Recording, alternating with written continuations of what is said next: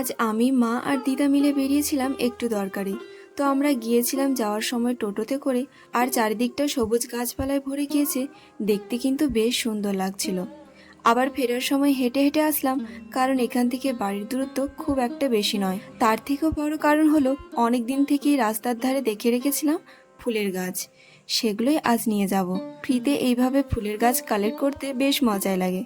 তবে কার কার এরম ভালো লাগে অবশ্যই কমেন্ট। সামনের দিকে রয়েছে একটা অরেঞ্জ কালারের জবা গাছ, তো এখান থেকেও একটা ডাল নেব। দুদিন আগে বৃষ্টি হয়েছিল, তো জুতো নিয়ে হাঁটতে বেশ অসুবিধা হচ্ছিল। জবার ডাল তো আরও শক্ত হয়, দেখি ভাঙা যায় কিনা।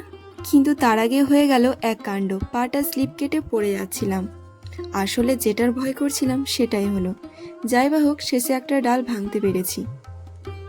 তারপর আমাদের টার্গেট ছিল একটা কাকুর বাড়িতে। এখানে দুই রকমের জবা গাছ ছিল, একটা পিওর লাল আর একটা মেরুন কালারের। তো আমরা দুটো কালারই নিয়ে যাব।